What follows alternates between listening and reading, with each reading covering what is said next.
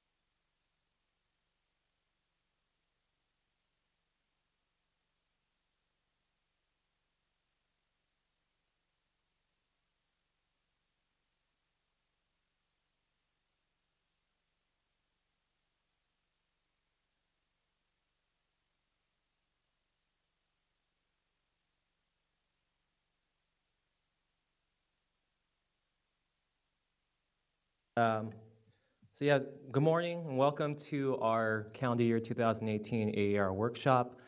My name is Eugene Kang and I work in the annual emissions reporting group.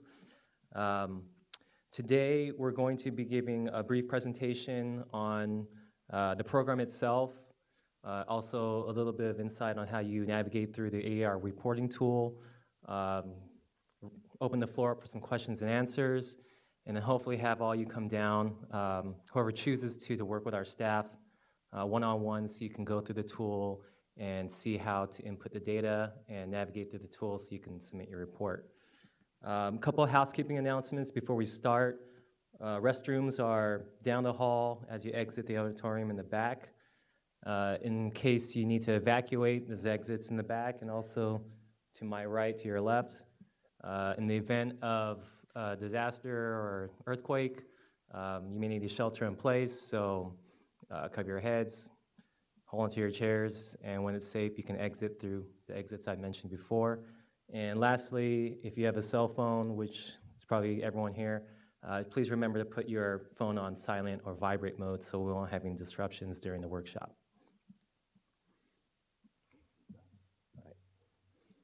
Okay, so quickly, again, I said what we're going to be doing is trying to wrap this up really quick as far as the presentation on the program, what's new this year, the process to report, going over the questions so that we can have a lot more time dedicated for you all to come down here and actually work with our staff, go on the computers and input your information. So a lot of you might be wondering, what is the annual emissions reporting program? So this program is implemented pursuant to South Coast AQMD Regulation 301, specifically Subdivision E. And this program requires you to report your emissions, your annual emissions from your permitted and your non-permitted equipment, if you're applicable. And for those emissions that you report, you may be responsible for the fees, for thresholds that, for if your emissions exceed thresholds for your criteria pollutants. If you don't know what those are, that's your nitrogen and sulfur oxides, your particulate matter, your specific organics, your VOCs, carbon monoxide, and also for a specific set of toxics, 24 to be exact, including your ozone depleting compounds. Okay, so who's supposed to file a report? It's a good question. If any of these things occur, you're required to file a report. The first one being if your emissions for the calendar year are over 4 tons per year for any of VOCs, SPOG, NOx, SOx, or PM, or you're over 100 tons per year for carbon monoxide. Another reason why you may need to report is because your facility is subject to the statewide Hotspots program, or AB2588. And lastly, if you were notified by the district through a letter telling you to submit a report, you're also responsible to report. Just to give a little difference or distinction between facilities who are under AER and those that are under AB2588, your requirements are pretty much the same with the exception of an additional report or a longer list of toxics you have to report. Both sets of facilities have to supply information or data for your criteria pollutants and the 24 toxics. This is also done on an annual basis. For the AER subset or set of facilities, you'll be required to pay emission fees based on whether or not you trigger those thresholds. And then for AB2588, there's an additional requirement. Every 4 years, you're required to submit a quadrennial report, which actually opens the tool up for you for additional 150 or so toxics, 177 to be exact. So if you go into your facility information page in your facility report, you'll be able to see whether or not you're designated as an AB2588 facility. You can see here, it tells you first whether or not you are AB2588 and if you are, or what phase you are, because we phase in the quadrennial report, everyone gets assigned a phase, and so again, it won't be opened up to you unless it's that phase that year to be opened up. Talking about fees, there is also a fee exemption clause under Rule 301, and it provides an exemption for small businesses and small dry cleaners. So if you're one of these types of facilities, when you go through the tool, make sure you select those boxes. And again, if your emissions total less than the 2 tons for PERC, if you're a dry cleaner, or less than 2 tons for formaldehyde, PERC, or methylene chloride, and you file for the exemption, you can also be qualified for the exemption. Okay, so a lot of you may be asking, well, what do we do with all this emissions data? Well, we use them for a lot of different programs. First and foremost, we use it to build our criteria and toxics inventory, or emissions inventory, which is instrumental to developing our air quality management plan, which seeks to achieve our air quality standards and goals for the state and also for the nation. It's also used for rule development to help understand the different sectors and what their emissions profile are for that given sector. We also use it for compliance verification for multiple SCAQMD rules, in addition to our federal Title V program and also our reclaim program for NOx and SOx emissions. We also use it to help us project revenue, to help us implement other air quality programs here at the district. And lastly, this data also gets sent up to our California Air Resources Board, the state agency for air quality, to incorporate into their statewide emissions inventory. Okay, so when is the report due? So Rule 301 requires that the report needs to be submitted no later than the 75th day of the calendar year. And so this year, that day falls on a weekend, a Saturday, and so we've pushed the deadline forward to the first working, or SCAQMD working day, which is March 19th, Tuesday. What will need to be reported? First, you will need to report or submit your electronic report through the AER web tool. That's one, and also you'll need to have an official report or a hard copy of the report submitted to us, which needs to be postmarked by the 19th of March, or if you plan on dropping it off here, then making sure that's received or stamped as received by that date, no later than 5 o'clock.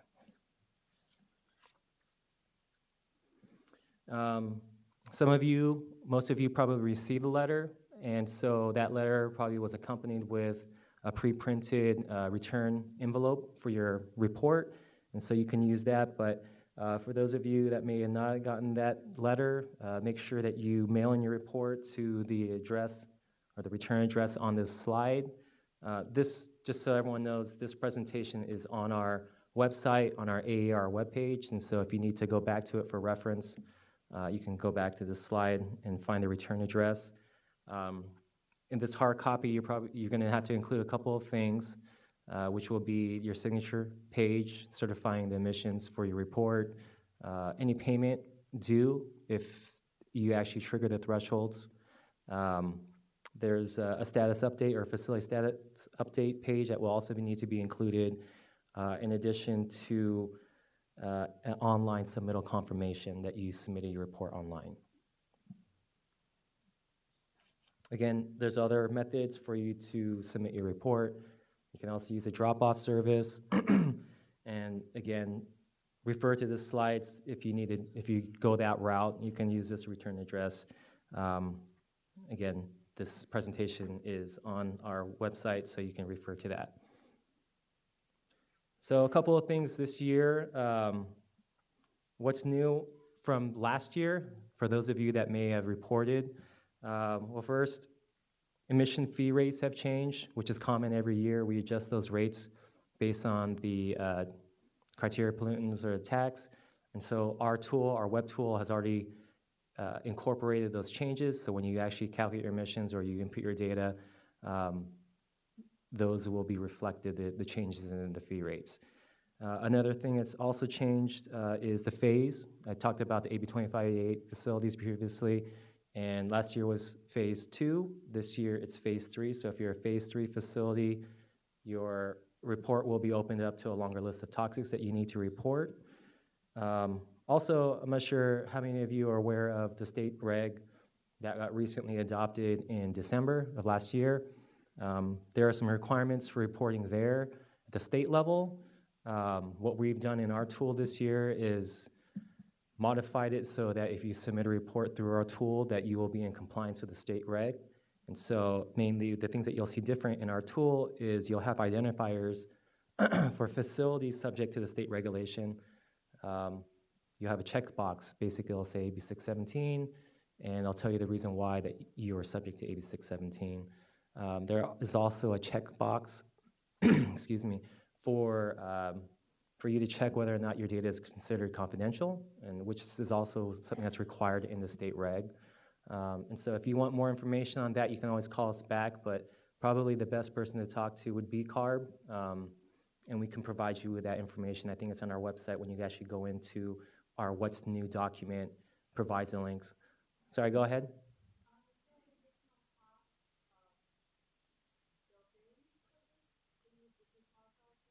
No, right now it's just our program, and it's more for collecting the data. There's no references in the state reg as far as fees and whatnot. So, okay, and so again, you can always go back to our website. That will have all your information you need, more than probably what you'll get today. But if you need help finding this information, you can contact anyone on our staff.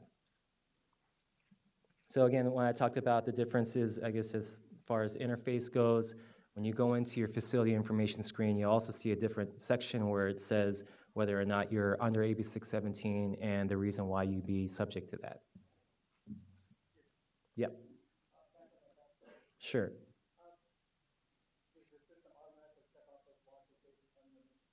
No, so that's, our staff does their best to go through the data to see if you would be subject to AB 617. We do our best. Sometimes we miss facilities that probably are or may be subject to AB 617. Again, we're just doing as a courtesy to help mark those fields for you. But if you know that you're AB 617 facility, because you're either over 250 tons per year PTE for any of those criteria pollutants, or if you're a high priority AB2588 facility, or if you're MRR facility, you're part of the mandatory reporting requirements regulation for greenhouse gases. If you know that and you're not checked off here, please call us, let us know, and we can go back into the system and check that box for you.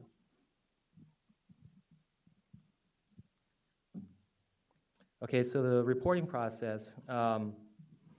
Again, the AER website has really detailed information of how you can navigate yourself through the tool and the whole reporting process. Essentially, the reporting tool, you need to input your facility information. There will be a section for you to list all your combustion fuels that you use in your equipment that generates emissions for that calendar year.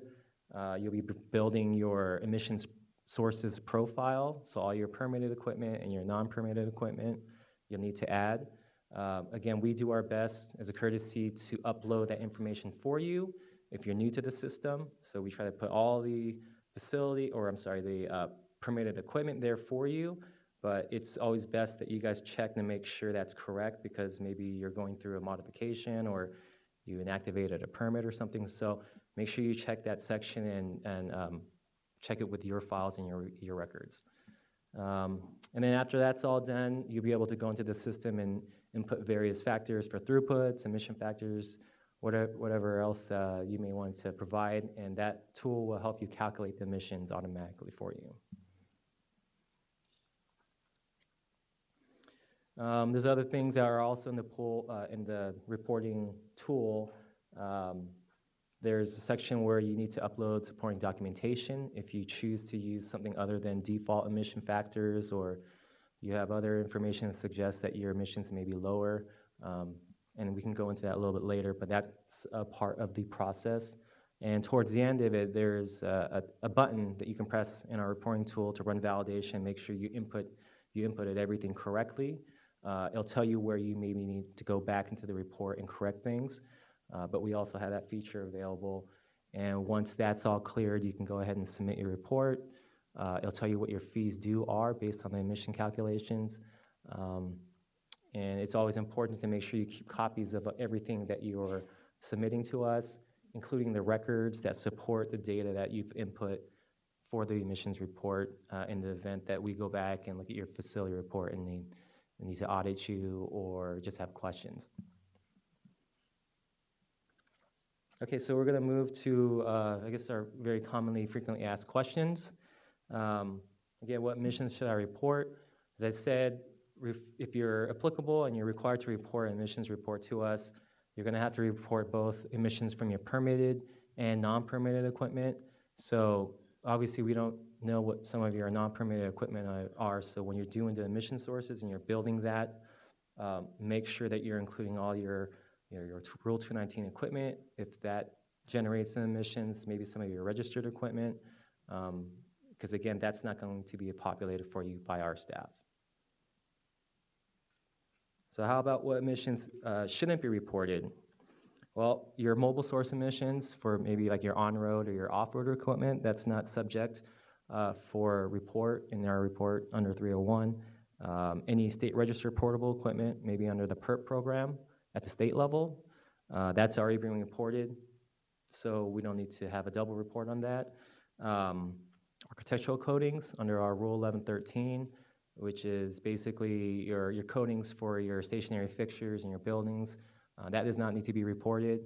However, if you're actually painting your products and your manufacturing goods, that needs to be reported, coatings for that. Utility equipment, lawnmowers, leaf blowers, not required. Clean air solvents, zero emissions, doesn't need to be reported. As far as registration equipment goes, there are some, but here we specify your non-combustion charbroilers and deep fat fryers at restaurants. Those do not need to be reported if you're a restaurant. And VOCs that are on the Rule 102 exempt list, those exempt compounds do not need to be reported. Okay, so just a reminder again, what needs to be submitted in your report. We won't deem your report complete until we get your hard copy, and it includes a signature sheet, the fee due summary page for both your criteria and your toxic emissions, your online submittal confirmation that you can generate once you actually submit it through the tool, and again, a check payable if it's applicable for any fees that are due based off of emissions that trigger thresholds in Reg 301. There's also a facility status update page that you will need to include. That's only if it's applicable. You may have a change of ownership or you're requesting for something different, but that, if you've made any changes to that page, make sure that's printed and also sent over to us.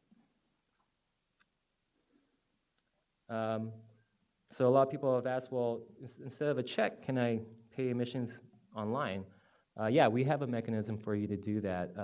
Again, when you go to the tool and you submit, there will be a fee summary page that can be generated. That, if you can send that fee summary page to the email address billingservices@aqmd.gov, they will help you generate an invoice for the fees. Once you get the information for the invoice and the number, you can use that and click on, let's say, the third bullet, go on that link for our online payments. You have the reference number for the invoice, and you'll be able to pay emissions that way online. After you do that, make sure you print out that confirmation page and include it into your package for your hard copy mail-in, and that can be used in lieu of the check that you would use if you were trying to avoid that route. So we talked about supporting documentation. Again, you might need or want to use more accurate data to calculate your emissions rather than our default emission factors that are loaded into the tool.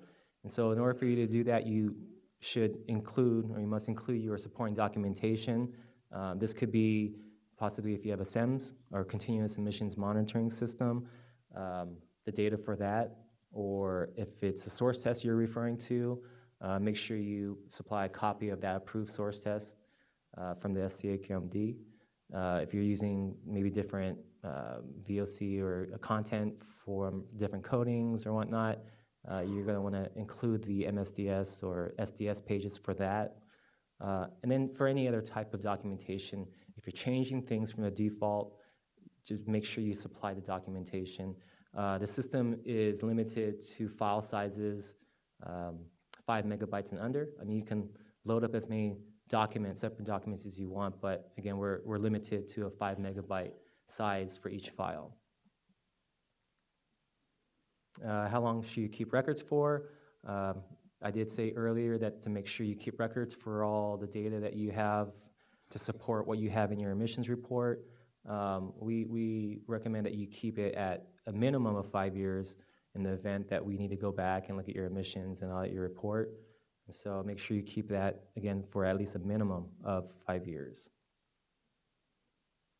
Program supports. I'm not sure if some of you have used some of the resources available to you, but as far as AER is concerned, again, we have all our information, our reference documents, instructions on how to fill out the reports, guidance documents for different sectors. That's all available on our AER webpage, in addition to our help and support manual for the tool. We also have our AER email address that you guys can always send inquiries or questions or help. That's AER@AQMD.gov. Or if you want to talk to someone in person, you can always call our hotline, again, 909-396-3660. AB2588, those facilities also are required to report under the AER web tool, and so if you have questions on that, you have your contacts or your references here on this slide. Okay, so that covers basically the program in general and everything you need to help report. I'm going to turn it over now to our senior air quality engineer, Mani Ferosian, he'll go through our web tool and kind of navigate quickly to help you get familiarized with the web tool. I'm sorry, go ahead, question? Okay, well, let me wait until, just so, this is being webcast, so making sure that everyone can hear the question. In the event we miss the deadline, what's the penalty? So if you go to Rule 301, there is requirements on when you have to submit, and if you exceed or go over those deadline dates, then there's a table with different surcharges based on how late your report is. So you have different tiers. If you're between 0 and 30 days, it's 5%, and it goes to the next tier and next tiers and so forth. So that's what will be, that's the penalty, but the online tool actually calculates your surcharges for you. So it already knows the due date is March 19th. If you submit it after that, it'll calculate what your late charges are. Okay, so I'm going to go ahead and turn it over to our senior air quality engineer, which he'll be going over the reporting tool and help you get familiarized.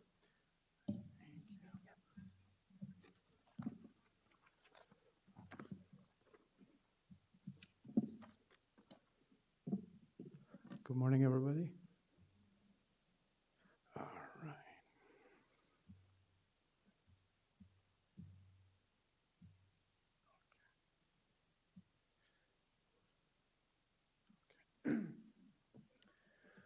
Thank you. So I guess we covered how the reporting program works. As far as the main tool that you'll be using to report your emission values, we call it Annual Emission Reporting Tool. Before talking about the tool itself, it's worthy to explain how it works, what's the logic behind it. The tool is designed to capture emissions at the device level. This might be a bit slightly different than how your devices are permitted. If you go to the permitting world, sometimes they aggregate multiple devices.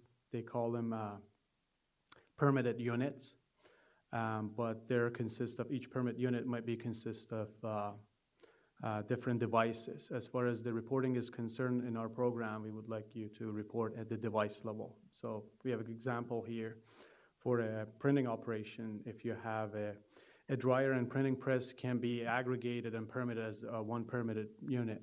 But when you come to our tool to report them, there are separate emission sources or devices, so need to be reported separately.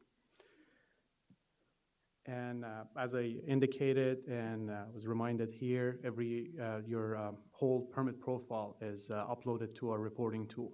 So when you enter to the tool for the first time, you have your entire permitted devices and your permit, and there all the devices are entered already. The main sections of the tool are the big schematic that gives you an idea what type of information you need to capture in the tool, or as following, you need to report your facility information. Some of that information, as Eugene indicated, is pre-populated, but as far as the facility contact, type of operations you have, you need to enter that information. And you build your report structure and configuration, and you report emissions. There are some mechanism within the tool to validate if you reported your emissions correctly, you're not missing anything. And at the end, when you go past the validation, you have summary tables that you can do one final check to make sure that your emission numbers make sense, and also it gives you an idea about how your total fees gonna be. And at the end, when you pass validation, you can submit the report. If you cannot pass the validation, there is no submit button for you to press.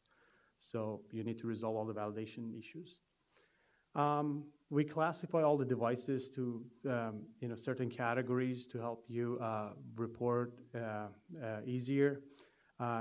Quickly go through them, and I guess we talk more details when I demonstrate how the tool operates. So we segregate or classify the external combustion sources, internal combustion sources, spray coating operations, other use of organic except spray coating, because that's the other category that you see above.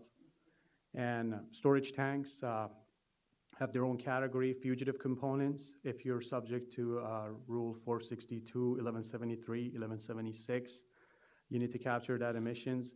For certain facilities, like reclaim facilities, Title V facilities, even the fugitive components are captured in their permit.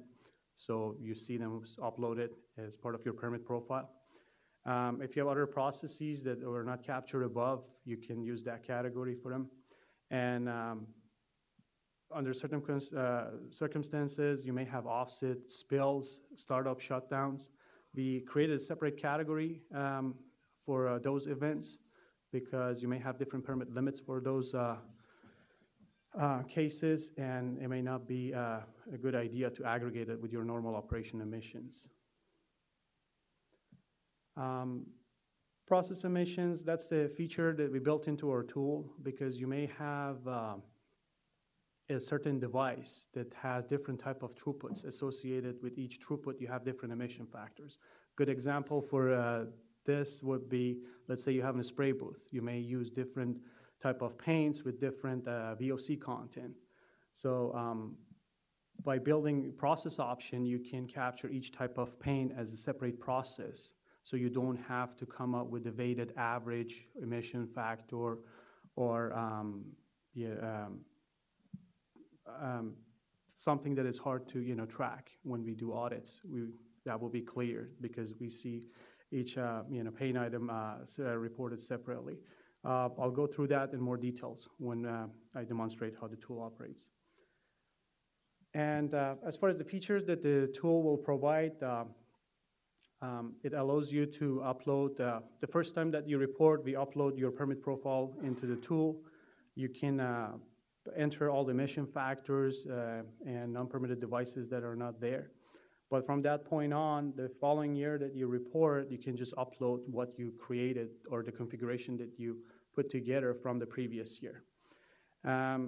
Based on each emission classification, as I indicated, you have the option of adding multiple processes to one device to capture different type of throughput that you may have. Also, you can add, I guess I covered that, ability to classify, you need to report, as Eugene indicated, both permitted and non-permitted equipment need to be captured. The tool allows you to distinguish these type of equipment. There is a checkbox for you to indicate if it's permitted or not. Also, the tool is has some logic to it, or it's intuitive. It calculates for you when you enter the emission factors and throughputs. It does the math. And also, it allows you to see all your criteria, toxic, and greenhouse gas emissions in one shot, in one screen. The greenhouse gas option is optional, which I guess allows you to calculate the facility greenhouse gas emissions. Again, I'll talk about that in more details shortly. It has built-in parameters, so if you're reporting certain type of device, if certain inputs need to be entered, it gives you all that input for the type of operation you're reporting for. You can upload supporting documents. We really emphasize on that because when you report the next year, you may not remember what document or you may not be able to locate it. As Eugene indicated, you have recommend you to keep all the records for 5 years at least. Some facilities are Title V. You have maybe more requirements, or if there are other programs that require even up to 10 years of record keeping. By uploading it to the tool, you always know that it's there. So even you cannot locate it in your file, it's always in the tool, and it makes audit easier for us. If you use EPA tank software, the tool allows you to upload directly from that software. You can sort your data by type of operation, permit numbers, so on and so forth. There are some common fields that you can use to enter more description for us or for yourself regarding how you calculate emissions or where do you obtain the data from. The tool allows you to save partially or partial data, meaning that if you don't need to complete the whole process, if at the middle of the process you need to stop, you can just save it wherever you are, and when you come back to the tool, you can take it from where you left off. As I indicated, the tool has some capabilities to calculate greenhouse gas emissions. It does unit conversions for you, and also there are summary tables that allows you to see the big picture for the facility and compare emissions, pollutants by pollutants. Now, I guess for the first couple of slides, I'm just going to again use the PowerPoint. This is more in regards to registration. So when you enter to the tool, that's the first page that you will see. It requires you to log in. If you're a first-time user, you need to register. There is an orange button called Register Here. You need to press that. It will prompt you to this page where you enter your contact information and select the username and password. And once you sign up, it gives you this confirmation page with your email address and your summary of your information. And also, one thing I would like to emphasize is you're going to receive an email. To activate your account, you need to go to that email and click on the link to activate it. Otherwise, if you skip this step and go to the tool, you're not going to be able to log in. If you forget your password, like any other tool or your email, you need to go. There is a button here or the link that you see in blue. Click here to reset your password. If you press that, It'll prompt you to this page where you enter your email address that you used to create your account with. And if that doesn't exist, you get this error message that no record exists. And if it's you enter the right email address, you receive an email with the link, which prompts you to reset your password through this page. And now I guess I'd like to switch to the actual live tool so I can demonstrate how it operates.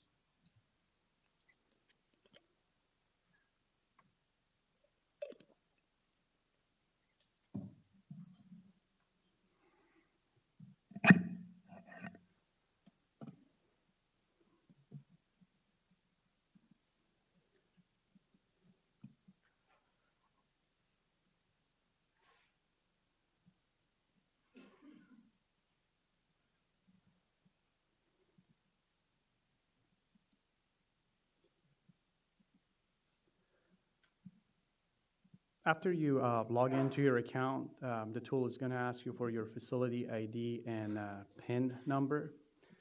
I guess it's worthy to, remind you that once we send you a notice to report, that notice includes your facility ID and PIN number. And if you use consulting service, if you have consultants to do the work for you or other staff, you need to know that if they have your PIN and your facility ID, they can access your report. So that's why we emphasize that. Make sure if you change consultants, keep that in mind.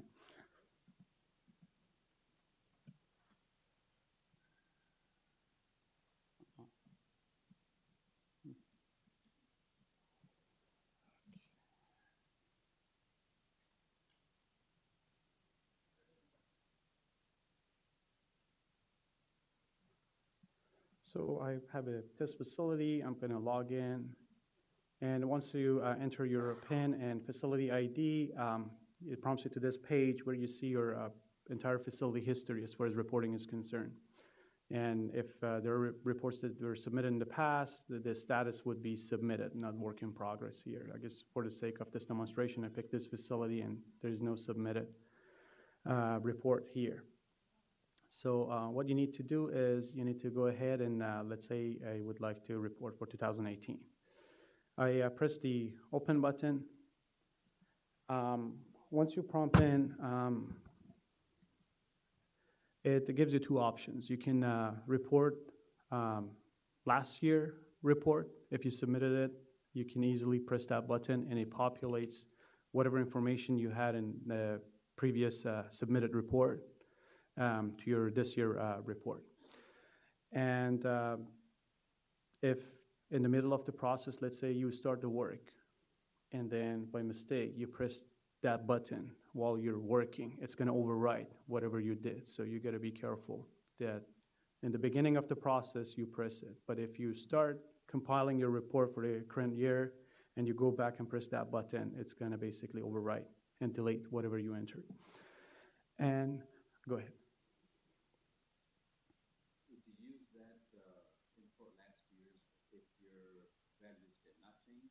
Or you can upload that and just change them as needed? Import last year, basically, I guess I repeat the question. The question was that if the data hasn't been changed since the previous year, do you still need to press that? Import from last year. Import from the last year only transfers all the emission factor and report configuration, not the throughput.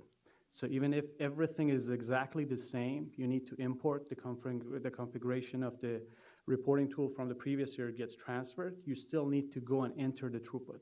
Let's say, hypothetically, all your throughputs are the same. You need to go import from last year and still go to the tool and re-enter all the throughputs, which is the same as last year. And you expect to get the same emission numbers. Thank you. No problem. I guess for this exercise, I'm not going to import from last year. Let's say, assuming you're reporting for the first year. So I skip this button and I'll go to, the tool is designed, if you can go step by step or you can bypass the steps. If you want to bypass steps, the shortcuts links are provided here based on different category or different sections of the report, facility information, if you need to report emission sources, report the emissions, summaries, so on and so forth. Or if you would like to go step by step, at the end of each step, you're gonna see an orange button. By pressing an orange button, it prompts you to the next step. So I'm gonna start here, and first thing first, as Eugene indicated, you need to, although the facility information, a portion of it is uploaded, pre-uploaded by us, but you need to double check that information and let us know if something is wrong or needs to change.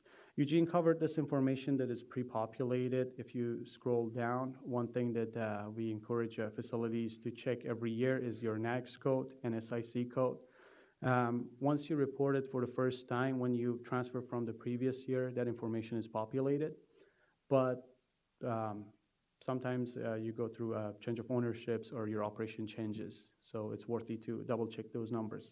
I've already entered those numbers, but if you need to obtain them, there are links for NAAQS and SIC code. You press them, it takes you to a website, NAAQS website or SIC website, so you can look up the code that is appropriate for your facility.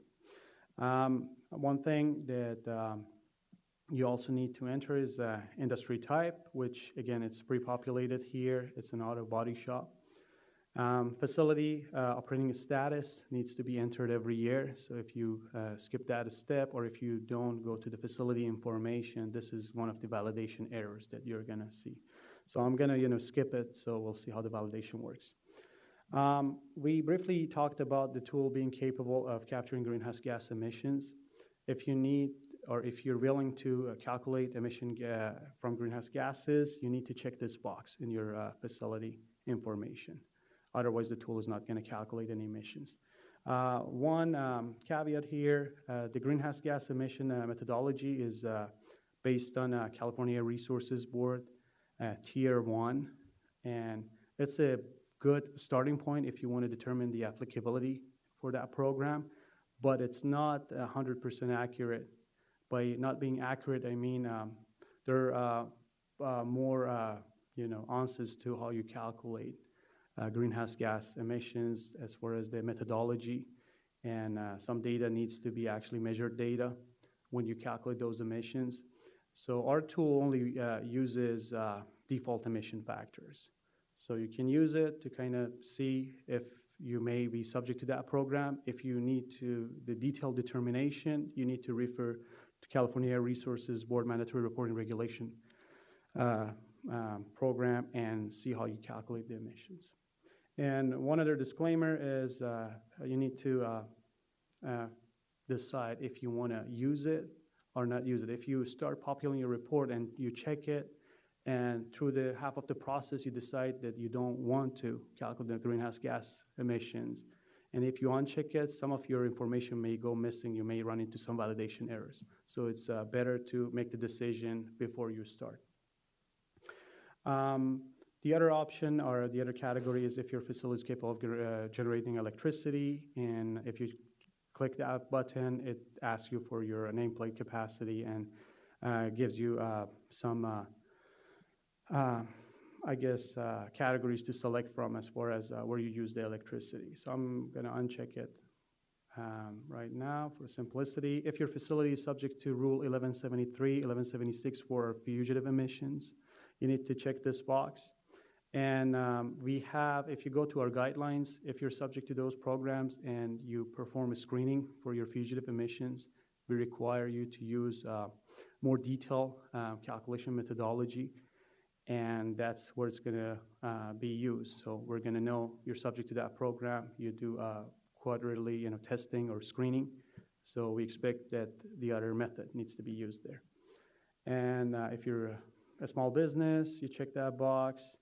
Startup and shutdown, I briefly touched on it. If you need to report a startup, shutdown, and spills, you need to check this box. Otherwise, those categories are not going to show up in the reporting tool. Contact information, you enter all that information. Confidentiality, this is a new category that we capture. Eugene touched on it. So if you want to claim any piece of information as confidential, you can, describe them here, but we put that disclaimer. First, I guess if you want to claim something as confidential, you check the box, but we put this explanation here that you cannot claim emissions as confidential data because emission numbers are public information. We actually populate the emissions that you report through our program on our website. But throughput, other information you can claim as confidential. So always remember to save, otherwise you lose the data. And if I go to the next level, this is the facility update page. If you shut down, if you go through change of ownership, you need to check these boxes, whichever that applies. And by checking each of these boxes, it's going to open a text box. Let's say if you want to shut down, it's going to open a, okay, I'm running into, okay, so I guess I had a server issue. Let me check another one. Let me go back.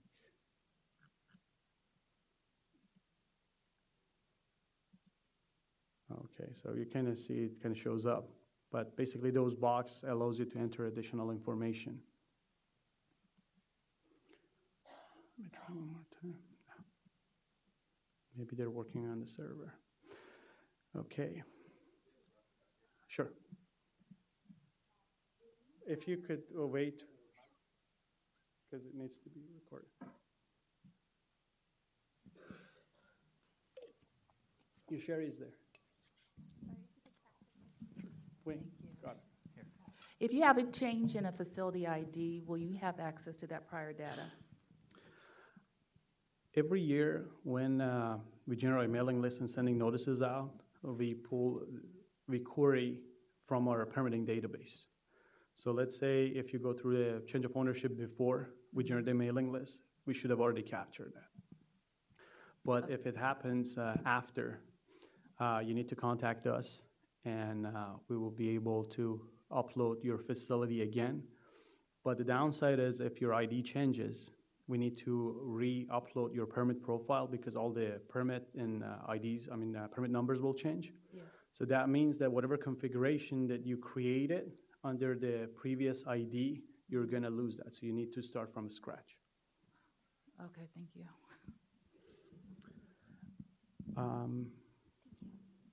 Okay, so we go on.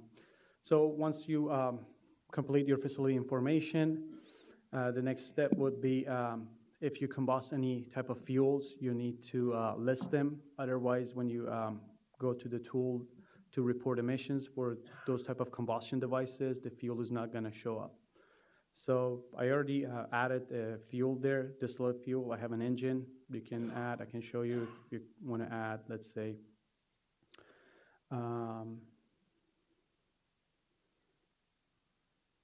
landfill gas, for example. And their default height values, pre-populated, but I guess most of our emission factors, default emission factors for combustions are per volume basis, so height value doesn't come into the picture there. So if I save it, both will show up, and the next step would be the report or device configuration. As I indicated, we upload your whole permit profile here. If you have 20 devices, when you come to this page, you're going to see 20 devices pre-loaded.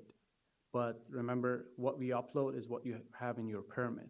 Non-permitted equipment are not going to be there, so you got to add those yourself. So I already added one device, and for the sake of demonstration, because I didn't upload from the previous year, because I wanted the report to be clean, I already have a pre-uploaded facility, but I'm going to add a new source so you can see how the process works. As I indicated, if the device is permitted, there's a checkbox. I'm going to enter a number. For the sake of example, the tool is going to allocate an emission source ID to the equipment. That's why you see it will be assigned. And you can name your emission source. The permit description is going to be there, but let's say you call a piece of equipment maybe south spray booth, but the description doesn't capture that. If you have nomenclature specific to the facility that helps you remember that information, you can enter it here. So let's say I call it south. And Again, we need to know the operation status. If that piece of the equipment is not in operation, you can change the operation status to not operational or shut down, and that will let the tool know that it shouldn't ask for emission data and throughput from you. And remember, we talked about the categories. It asks you about entering the categories. I have a spray booth. I click on that, and it's going to be a spray booth, not open spray. So I save that. And then we can enter design capacity. All the information that are required are identified by asterisk. So I guess for the sake of time, I'm going to skip entering additional information there. And the way the tool is set up, it allows you to first configure all your devices, or you can do device by device, meaning that you can enter your device information and jump into the emission reporting and report the emission, so you can just check it off the list. That's what all these buttons are about. If you want to save it and go back to your equipment list so you can compile all your equipment first, you need to press this button. If you want to jump into the emissions reporting, you'll be pressing this button. If you don't mind, I can just get back to all the questions at once, because we would like you to have more time with staff to sit down and use their help. So I guess I saved the device, and I selected to go back to the to my equipment list. So I have two devices, and both I indicated that I want to report emissions. They're operational. And remember, I indicated that you have shortcuts. So instead of going step by step through next button by each device, I can jump into the shortcuts. So now I want to report emissions. When you select report to emissions, remember we had categories for type of devices. They all show up here. So all your devices gets aggregated by category. So if you want to go take care of your boilers first, you can do that. My spray booth that I recently added is here. So I'm going to just jump into that. And okay, let me go back and it's frozen. I guess I couldn't skip that question. So while we're waiting for it to upload the information, why don't you go ahead and ask your question? What exactly is design? What exactly is design capacity? If you have, well, let's say the spray booth. What would you put? I guess that's more for the, I guess a general description. As I said, that's the reason that it's not required. Okay. If you will, for the sake of, compliance, let's say you may have permit limits. To remind yourself that you have permit limit, maybe you want to put that and put a disclaimer in the note box. Because remember, what you report to us, our compliance division can use.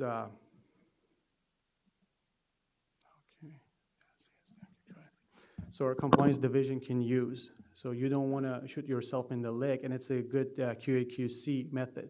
Okay. That if I have a permit limit, I shouldn't have exceeded that. Right. You may have exceeded it, but then that prompts you that hey, I need to notify the district. Okay. And take it from there. Okay. But mostly it applies to, let's say, boilers, or engines. You have horsepower, you have million BTU per hour rating that you can enter there. Okay. Thanks.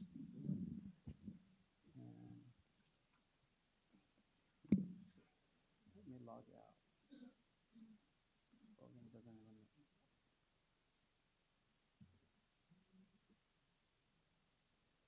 Let's see if it helps.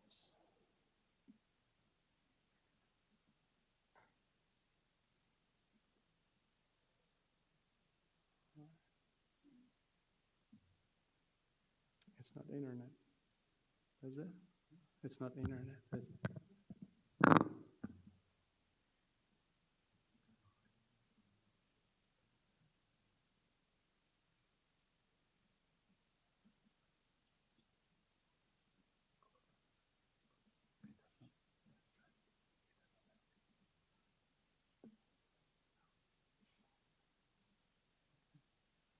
Good idea.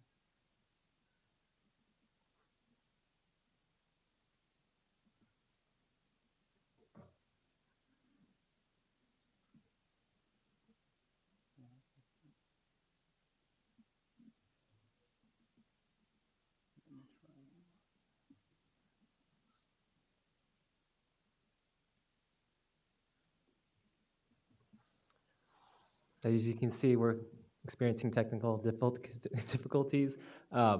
We always can refer back to our slides. We actually have screenshots of all the different parts of the report, and so if we don't get this, I guess, hammered out in the next couple of minutes, and we'll just go back to the slides.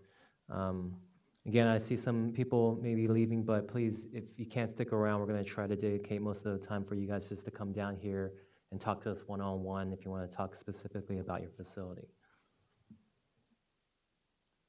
Okay, I added one more device, so let's see if that will help me resolve the issue. As I said, you can use the links here, but if you want to go step by step, you click on the reference button here. It will take you to the step that you start compiling your emission information. As I indicated, the tool allows you to add different processes for a specific type of equipment you have.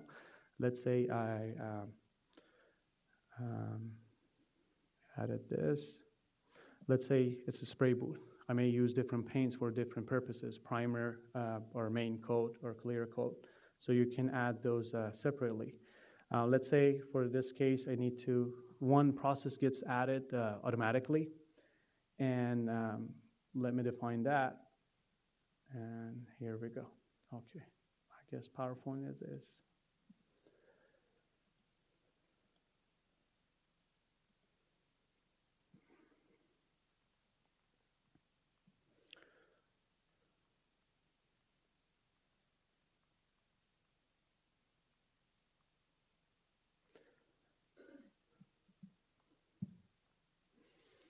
So I guess in this example, I was going to show you a spray booth, but here I guess they have a boiler.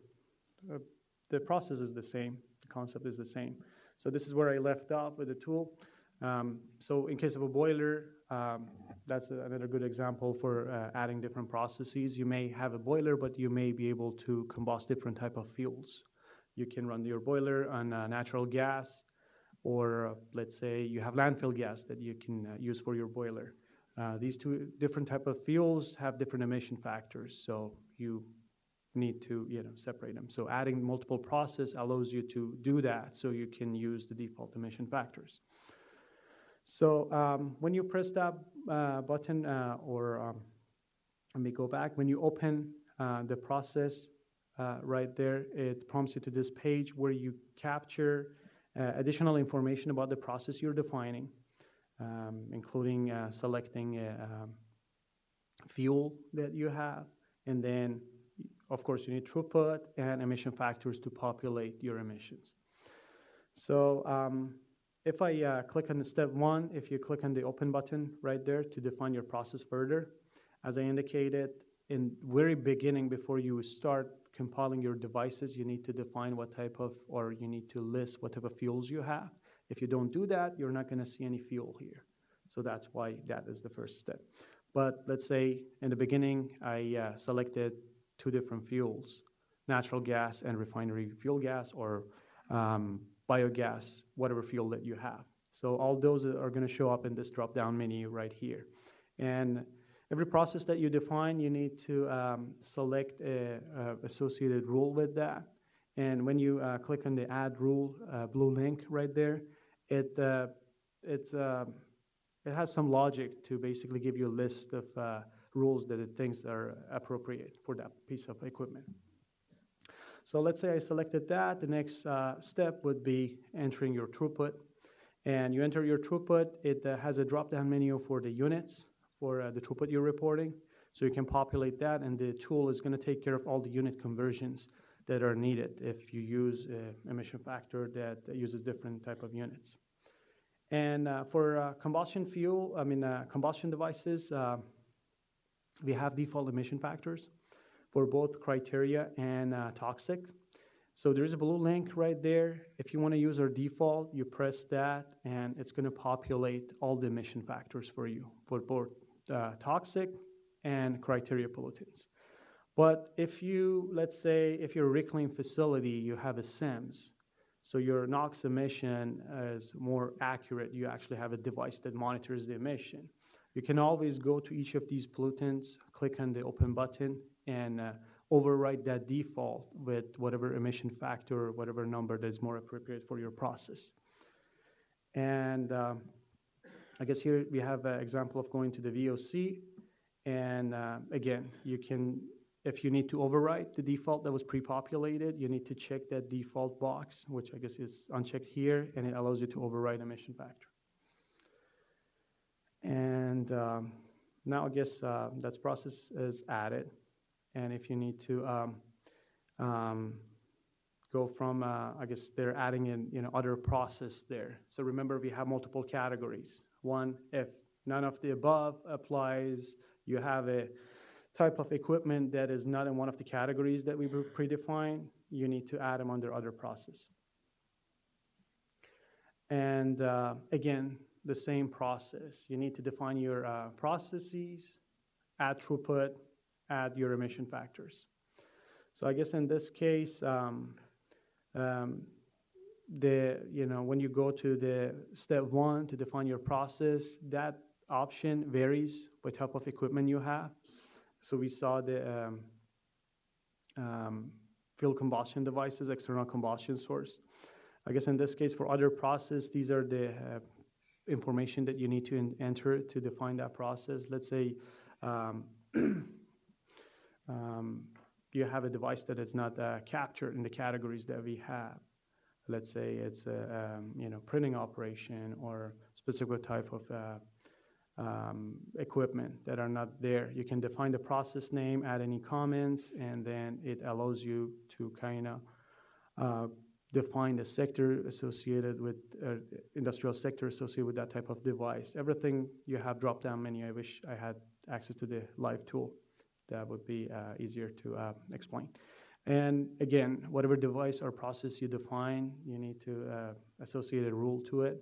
And by clicking the drop-down menu with the asterisk right there, you can select the appropriate rule. I guess in this case, this device has VOC emissions. And with VOC emissions, a lot of VOC emission or PM emissions, you have control technologies too. So the tool allows you to capture your control efficiency. And so I guess in this case, you can enter the controlled emission factor, or you can add control efficiency directly. So uncontrolled emission factor and control efficiency.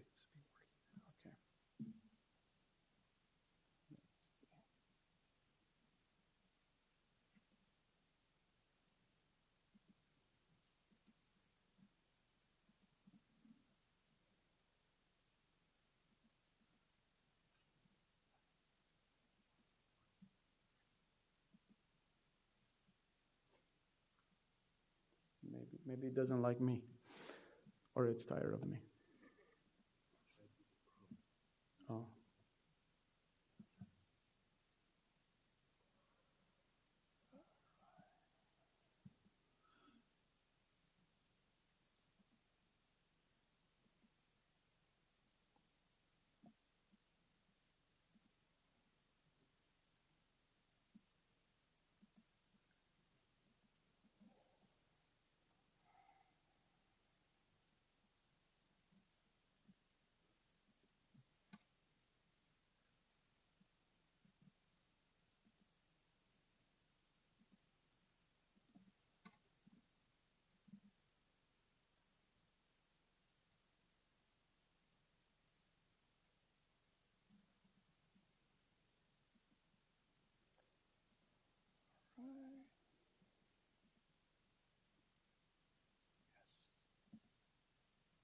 Thanks, Tim.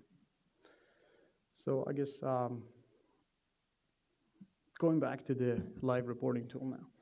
So again, with the process, this is somewhat what I demonstrated in the other slide. Again, the tool associated with the type of process you're defining, it gives you options that are appropriate. Let's say I'm trying to define a spray booth. It's going to ask me if it's the main coating, it's the solvent that is applicable to that tool, or if I want to add other categories. Let's say I want to define like coating. And then type of operation, let's say I had a body shop. So it's going to be a motor vehicle assembly, or I'm just going to pick something, so for the sake of time. And with the coating operations, which may apply to a lot of you,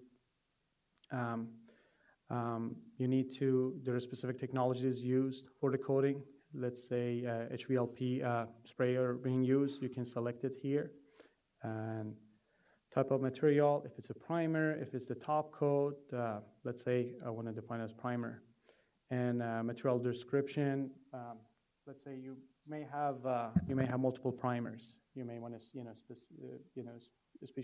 specifically indicate that, or it's a type of material that you have the name in your safety data sheets. You may want to use that name.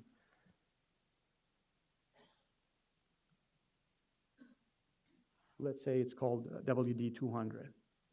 And then it's going to add a rule automatically to the spray coating, but if you need to associate it with additional rule, you can indicate it there. Again, it's going to pick, it's going to give you a list of all the rules you have. And let's say in this case, I'm going to pick this one. Throughput, we'll go through it real quick. Let's say I use quite a bit. And then in this case, there is no default emission factor populated that we saw in case of combustion devices. So let's say I add a pollutant, I add VOC, and you need to enter emission factor here, and put 1, and the emission factor can be uncontrolled, then you can add control efficiency. Let's say I use 90%, and you need to put ratios, not percentage there. And the tool asks you where you got the emission factor. Let's say that might be AQMD default. You indicate that, or any other emission factor that you use. There is something that might be applicable. And then as far as the emission factor, we recommend you to enter where you obtain the control efficiency. You can enter it in this box for yourself, even to go back to it later. I have a quick question, sorry. Sure. Where'd you get the emission factor from? I see a regular customer there. So you were in our first workshop. We have a guideline Okay. on our website for, it reads guidelines for reporting emissions from use of material containing organic compounds. And if you go to that page, I can show it to you, after presentation. You have all the default emission factors. You have that, but how do we get it? Because if you go to annual emission reporting webpage, there are multiple links for guideline documents.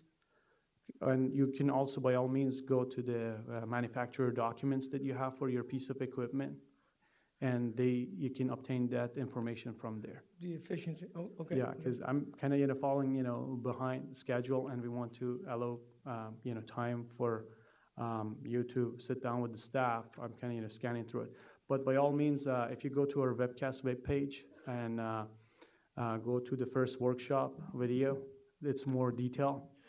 So, And I'm sorry, my understanding, I usually get the emission factor from either the MSDS or the technical data. So there are two the things particular you product. enter, right? It's emission factor and a control efficiency. Let's say your spray booth has HEPA filters to control PM. So you still need the emission factor, but there is a control that controls, let's say, 99.99% of the emissions. That's a separate item you need to add. That's what that overall control efficiency is that I entered. That's different than, so the MSDS number you're talking about goes right below VOC that I entered 1. Mm-hmm. So I'm just, scanning, going quickly through it so we can see how the, steps work. Okay. But if you have an additional question, we can talk after the workshop. Okay. So, and then the tool allows you to enter toxics. I'm going to just add, let's say, benzene for this, which is a VOC. And again, emission factor, I select 0.2, 0.9, and emission factor, let's say in your case, you indicated MSDS was used. I select that. I guess MSDS was the, kind of older nomenclature. Now they refer to as safety data sheets, but it's the same thing. It's referring to the same thing. Let me add one more toxic here so we see that, our tool captures some errors. Solid content, again, chromium, hexavalent chromium is a metal, so you need to enter more information there. And transfer efficiency. And transfer efficiency, let's say I use HVLP, you can use the default here. And it populates it. Certain criteria, you have the default that you can select. Let's say in this case, I have HEPA filter. If I select default, it's gonna put 90%, which is for conventional filter, but I have the best filter. I have Rolls-Royce of the filters, which is HEPA filter, and I override it to 99, I think, 97. And let's say that's engineering evaluation. Whatever that applies, you can enter there. So now, let's say I'm done. I enter all the devices that I had. I have a summary, but before going through the summary is a good place for you to check if you reported numbers right. I always recommend to reporters to compare your numbers with the last year. If last year you paid $1,000, this year you're due for $2 million, something is wrong. But usually everybody or your managers would see the cost, but you deal with the emissions, which they may not really care about. The cost is what, basically triggers questions. But let's say if I go to the data validation before looking at the numbers, let's say you want to use the tool to tell you where you made mistakes.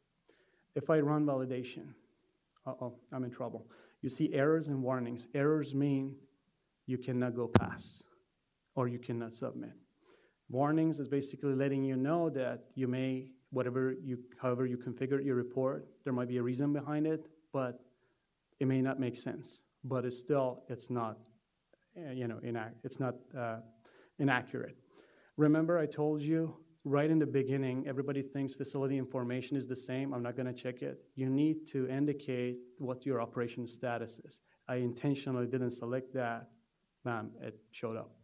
The good thing about their tool is when you go through the validation process, it shows you where you need to go. Actually, it gives you a link. So to fix all those items, you just need to click on the link. It takes you to that page that you're missing something. And facility operating status was required. I'm operating. And I save it. And that validation error goes, disappear. If I go to the validation, the first one is gone. I guess most of the errors that I'm getting is it's for the device that I recently added it. And actually, I added another device because I was just trying to get past that, error that we were getting. So, I guess totally forgot that I did that.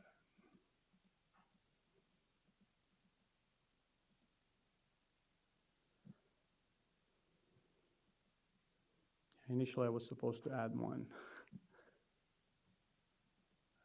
Okay.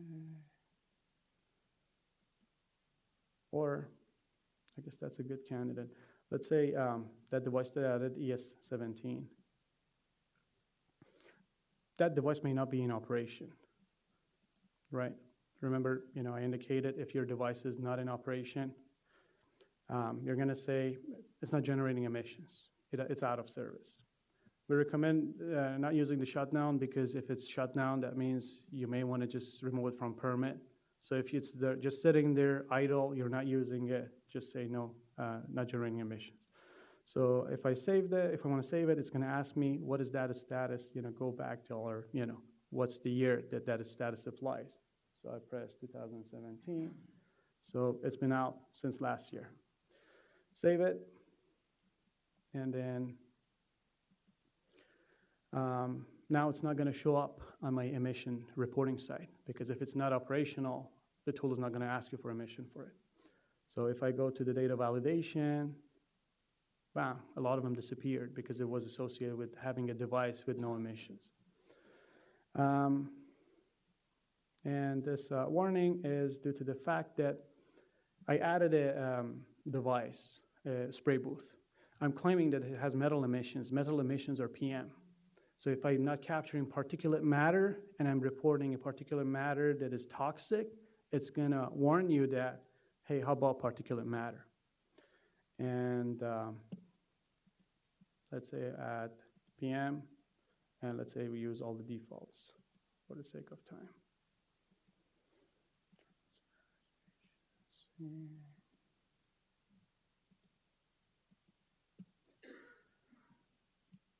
So we're good to go. If I go to validation, run validation, yes, we're good with the validation, so I'm passed through that.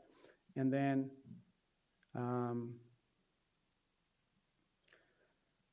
I guess it will be worthy if I showed you. But if there are validation errors, if you go to the report submission, this button is not going to appear to you.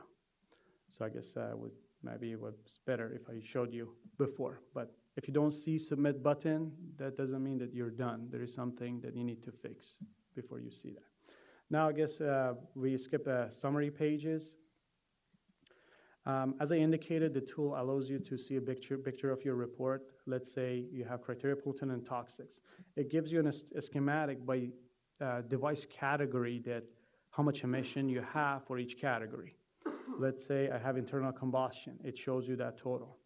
I have spray coating operations. It aggregates them all. So if you misplace the decimal point and your emissions are, too high, you can exactly see where. Even you can, narrow down your search. Let's say my internal combustion, that's, too much. Or, I'm reporting from a little engine, 28 tons of NOx. That doesn't make sense. If I go there, it shows you where exactly it's coming from. In this case, I only have one source that generates that emission. But let's say in case of my spray coating, okay, I guess I took one of them out as a shutdown. But basically, what it shows is if you have, let's say, 10 spray booths, it's going to list all of them, and you're going to see that emission for each of those spray booths. So if one of them is wrong, one of them is outlier, you can easily see it, click on the link, go and fix it up. That's the, I guess, the brilliance of having these summary tables. Same thing with the toxic. Again, if you press benzene, I guess that's a good example. For benzene, which is a toxic, it's coming from my internal combustion source and also the spray booth that I added. If one of them doesn't make sense, I can easily click on these link and go where I reported emissions and fix it up. This is probably the page that probably your managers care about, or if you're a manager, you care about. It's basically the emission fees. Earlier, someone asked about the late fees, and what happens is the tool calculates based on our tables in the rule. It calculates the emission from the toxic, criteria, the total amount. But let's say it's April 1st, and I'm late. For the tool to calculate your late fee charges, you get up, and one thing that you need to be careful with is, it's not the date that you submit. Let's say I want to submit it today. It's a Sunday, and I cannot mail it today. It's not going to be postmarked. The date that you enter here is the postmark date. That's what we look at. Even when you send your paperwork to us for the deadline, we look at the postmark if it's sent using regular mail. So you need to have that in mind. So let's say April 1st is Sunday. So I'm going to show up at the post office tomorrow and send it. So it's going to be April 2nd. So when you enter that date, this is what Eugene was referring to, what the surcharges are. The tool actually shows you what our parameters is. Less than 30 days, 30, 90 days, 90 to 1 year, more than a year, 50%. So by entering that postmark date, it calculates your fees, and then you need to save it, and you're good to go. You go to the submit page, you submit it, and then last step that you need to do is going to the print page, all the forms that Eugene was talking about that needs to be submitted. You can print them here. You can print the whole report by clicking this button, or you can select specific pages which you need to submit. And then when you select the print button, it's gonna basically create a PDF for you of all the forms. One last thing I would like to emphasize is if you don't press submit button, there's gonna be a watermark saying it's not submitted. When it goes to our finance with your check, they know it's not submitted. Then you're gonna have, problem. And the reason for it is if it's not submitted, you can always go and change numbers. So that's why we require submit first, then print, then mail it to us. And I guess last thing, I just said, that was the last item, but the last item is when you send signature page, it's called signature page. It needs to be signed. So make sure that signature page is signed by appropriate staff member at your company, because sometimes we get signature pages that are not signed. So with that, I guess concludes my overview of the tool, and sorry for the technical difficulties. We wanted to keep it short, but is there any questions before we have, okay, right in the back. If you could wait for the microphone, because we're recording this. Other documents that need to be attached, where would you put that? You mean as far as the forms that we covered in the first slides through the presentation? Well, like source tests or things that... Okay. I'm glad you pointed that out. I guess rushing through that, I forgot to cover that. I guess I indicated that there is a capability in the tool that you can upload documents up to 5 megabytes. There is a button up here for uploading supporting documents. If you press that, it prompts you to this page that allows you to choose a file, basically going to your computer and browse and pick a document. Let's see, young leaders. Let's say that's my source test. I add it, and then it asks for a description. And one other feature we added here is you can claim when is this document valid for. Let's say 2018, you did your source test, but you're required by your permit to do source tests every 3 years. So that source test, first thing I guess needs to be approved by the district. If let's say you have an approved source test, you're good to go. But that source test is good for 3 years because you do source testing every 3 years. So you can select, let's say you did it in 2018, so you can claim it, let's say I did it in January 1st of 2018.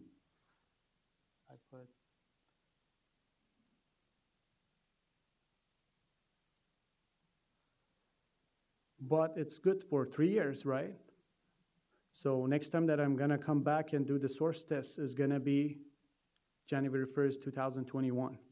So you can claim it that it's good.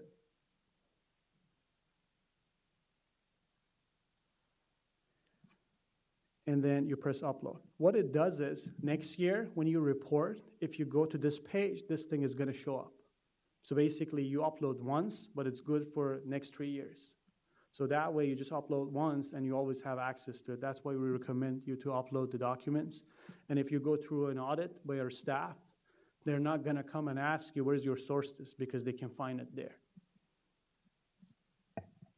Any other questions? Right there. Wing, right there. On that same point, what about the MSDSs, SDSs? Once you, if we uploaded them 3 years ago, do we have to upload them every year, or they stay in the system? If you use the same type of material, if nothing changes, because sometimes you change manufacturers, right? Or you get your source changes. With MSDSs, because the material that you handle changes every year, at least double check if everything is the same. Even if the MSDS that you receive from the facility, from the provider is the same, I guess so be it. But I would think that when you go through the scrutiny of checking these documents, you already have it.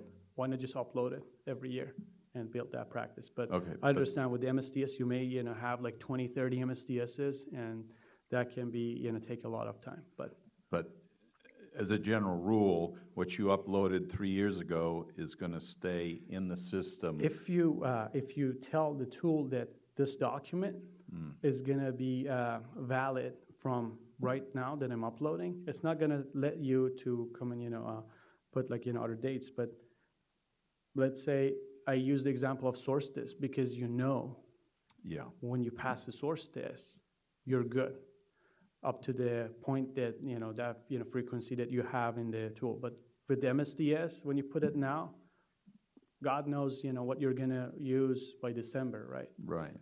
But, you can, use that, but every year that you go back into this page and double check, see if, any of those were changed. Okay.